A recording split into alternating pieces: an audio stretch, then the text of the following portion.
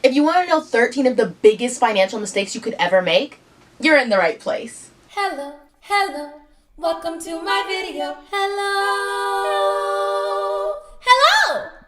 Hi, my name is Autumn Rain, and today we're going over the dumb things smart people do with their money. 13 ways to right your financial wrongs by Jill Schlesinger.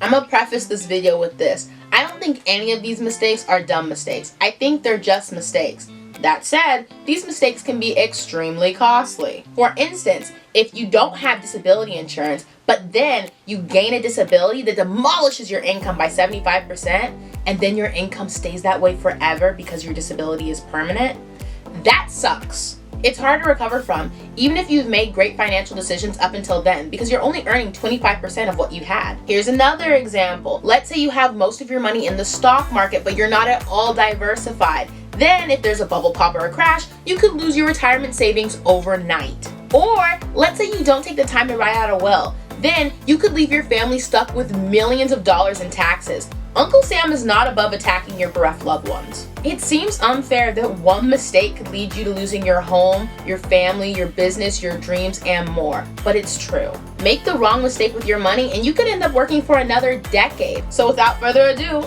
dumb thing number 1. I'm just kidding. The author calls it that, but it ain't for me.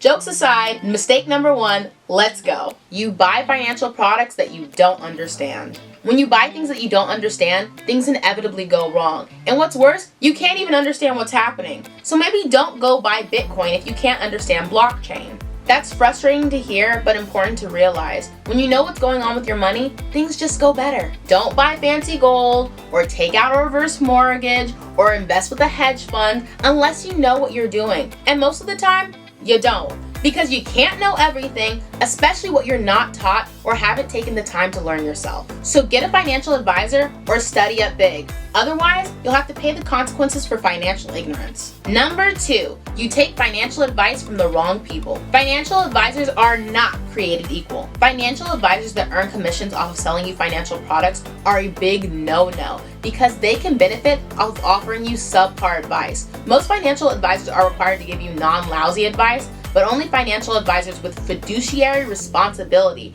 are required to give you the best advice. You think I'm lying, but I'm for real. There are 2 standards in the industry. One is the suitability standard, which says that financial advisors have to give you suitable advice. And the other standard is the fiduciary standard, which says that a financial advisor has to give you the best advice that they can. So ask an advisor point blank if they have a fiduciary responsibility, like NAPFA. I know under the Obama administration, fiduciary responsibility was more common, but the rule that made that possible has been repealed. And to my knowledge, it's not coming back anytime soon. So what can I say? There are sharks in these waters, guys. Don't listen to the wrong people. P.S. Sometimes the wrong person is you. I'm not a financial advisor. You're not a financial advisor. Probably. Let's not overstep our abilities. But the good news is, you don't need a financial advisor until you've maxed out your retirement accounts.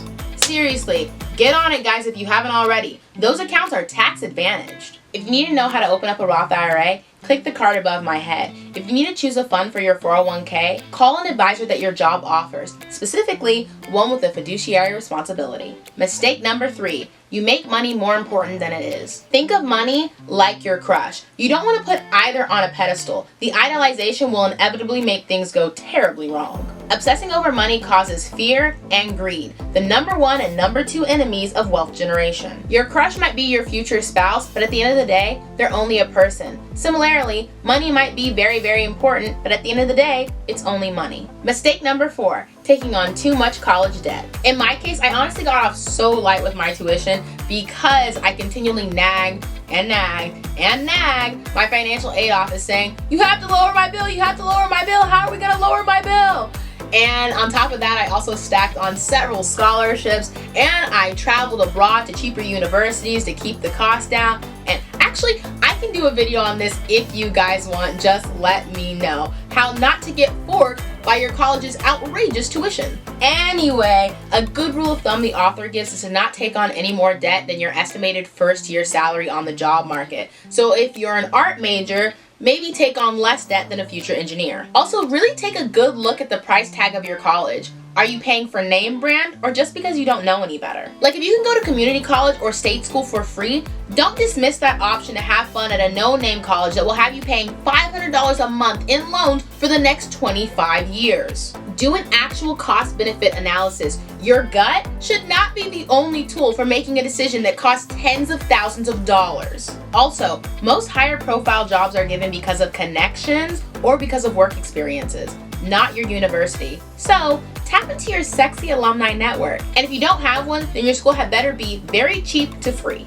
And if you're watching this as a parent who has very generously elected to foot the bill for your child's education, don't let them think you poop money. Let them know your financial constraints. If you have to work another 5 years to support their scholastic dreams, be honest about it. You probably shouldn't fund your child's college before you fund your retirement, especially since your child can often get comparable job opportunities going to a cheaper university and for a lot less debt. In my college career, I ended up choosing name recognition, but that doesn't have to always be the case. Honestly though, I'm not the authority to talk about this, so let me get off my high horse right quick and go to the next mistake. Number 5, you buy a house when you should rent. I actually disagree with this one. When it comes to real estate, buying wrong is a lot more costly than renting. But renting is a lot more costly than buying right. So make sure you buy right. First off, you need to consider the cost because not every home is a good deal. Second, you need to consider your length of stay. If you're moving somewhere but know you have to leave within the year, that's a renting situation. If you're staying for a year, that's a house hacking situation. And if you're staying longer than a year, you're moving into solid buying territory, roommate or not. Third, you really just have to think like an investor and know your finances. If you're trying to sink all of your money into one place but know that you're moving soon, that's not good. You need to be able to afford 2 mortgages or a mortgage and a rent payment during vacancies. If you have to sell at a specific time in order to afford the down payment or rent payment on another place, that is akin to timing the market. Do not sell low because you can't afford to wait. Fourth, and this is the last one, always consider your specific situation. In the book, there's a couple living in New York City in a rent-stabilized apartment overlooking Central Park for only $1,800 a month. And then they're given the golden opportunity to buy their apartment because the building is going co-op. It's amazing. But they don't take it because they're retired and they haven't budgeted the monthly cost for buying that apartment. Plus, they don't want to stress themselves out in their happy retirement years. They did the right thing. Sometimes good opportunities don't make sense for you. Overall, when you rent, you buy flexibility. And when you buy future income. I prefer the second option. But if you're like a traveling circus performer or something, maybe you really need flexibility. And that's okay. And if you don't care about future income because you're retired, that's also okay. Whew, this is taking a long time. Let's speed this up. Mistake number 6, you take on too much risk. This one is easy to fix. Diversify, know your risk tolerance, and choose an investing plan. Then stick with it. Mistake number 7, not protecting your identity. Bro, it sucks to have your identity stolen. It's expensive if thieves steal your tax refund or empty out your bank accounts or force you to hire private investigators to track them down on top of all the lawyer fees you have to pay. It's just a lot. Your social security number is everything. Protect it. Also, use 2-factor authentication for anything connected to your bank. And I don't care if you use the same password for all your stuff, but at least use different protected passwords for your important accounts, specifically those tied to your monies or identity. As a computer science major, I can tell you that unfortunately, we're kind of screwed. Like, if someone wants to take your identity and they have the skills to take it, they will. All you can do is protect yourself against low-skilled identity thieves. Don't be such an easy target. Just like you wouldn't leave your door open in a sketchy neighborhood, don't check on your investment portfolio on the unsecured Wi-Fi of an airport. Mistake number 8, indulging yourself too much during your early retirement years. I remember this story once about this couple whose family members had always died before 60, and so they budgeted their retirement according to what they thought their life expectancy was, and I guess modern science just swerved that because they ended up living like past 80 and the money did not last. You do not know how long you will live, so budget for that. Be frugal in a way that doesn't affect your happiness. Because if you go all baller, you might be broke at 90. These doctors are on some other people. Like, the more society advances, the longer we live. We all could live to 120. Who the heck knows anymore? And the really big problem is the medical bills. Healthcare. America. It's expensive. And you just need more of it the older you get. So make sure you have an income stream giving you money every month and not a pool that will eventually run out. And don't spend too much from your pool/nest egg because universal healthcare ain't a thing right now. Yo, you're on your own. Number 9. Passing your money issues on to others. Like sex and drugs, talking about money is taboo. So you learn about it DIY style, with admittedly mixed results. So you see, this makes it extra hard to address money hangups, especially since everybody learns about personal finance through Google, or more likely, their parents arguing too loudly about their finances. This is where I say I think America desperately needs financial education. Because for real though, why are you sitting here learning about financial education from me instead of a teacher? I'm lodging a formal complaint with capitalism. We got a few flaws in the system design. Speaking of financial education, if you like this video, please give it a like and share it with a friend to spread the financial knowledge. Back to mistake number 9 of passing your money issues on to your children or other loved ones.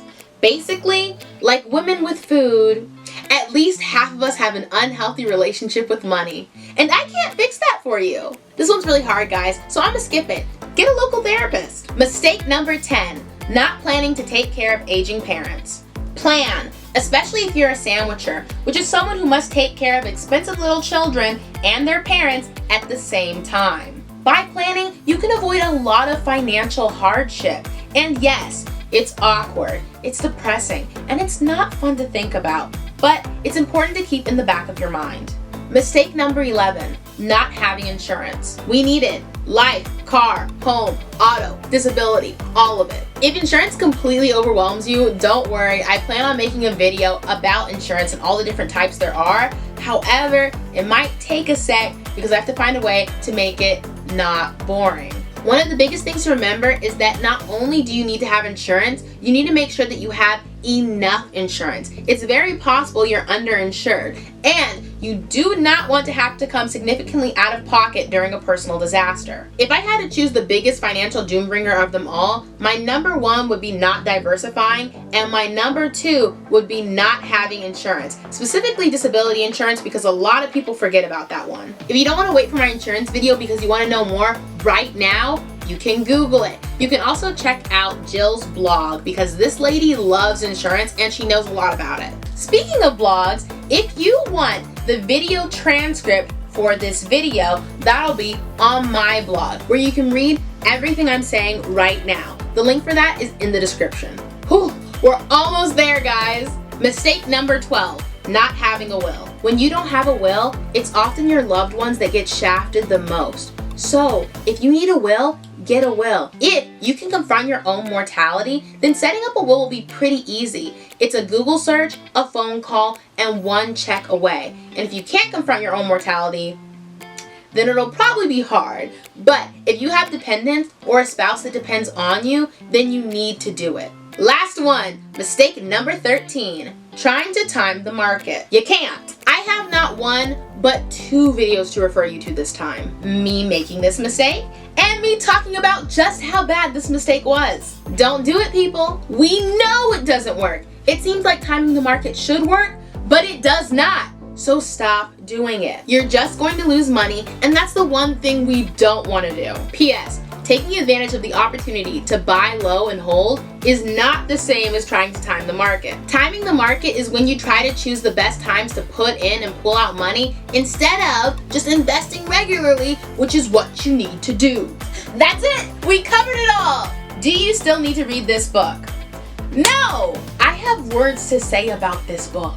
This book is just short of depressing. It's like Jill came up and said, hey, let's just do a run through of some unnecessarily traumatic scenarios. 1, you lose all of your money. 2, your parents die. 1, or maybe both, like you're a YA protagonist. 3, What the heck? You waste years of your life in a money-influenced, paralyzing depression. Then, she jokingly complains about how people call her Debbie Downer, and I'm like, girl, yes, it's lines like these.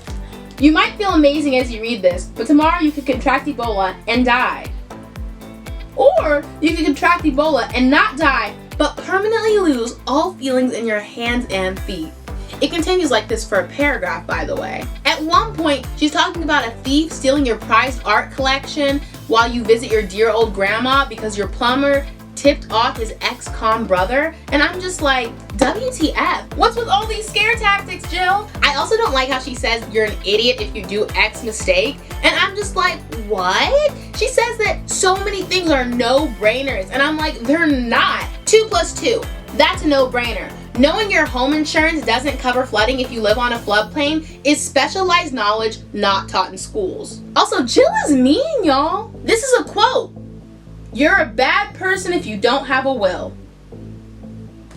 Excuse me? And then she follows this up with, and I say that with the utmost love and respect, like she's the leader from Mean Girls. Also, she calls herself Aunt Jill, and I can't pinpoint why I don't like it, but I don't like it. Additionally, Jill is just too bougie for us. I feel like she works with too many multi-millionaires to connect with anyone below upper middle class. Seriously, Jill's out here grimacing at a $65K per year retirement income, and I'm just like, This book is so alienating. I feel like it perpetuates the idea that personal finance is only for wealthy people, when in fact, personal finance is for everybody. So yeah, not feeling Jill. Don't read this book. It has some good stuff, but I covered the vast majority of its content in this video. Thanks for listening to my rant. I hope you enjoyed this video, and if you did, please like, comment, share, subscribe, and I'll see you next time. Bye!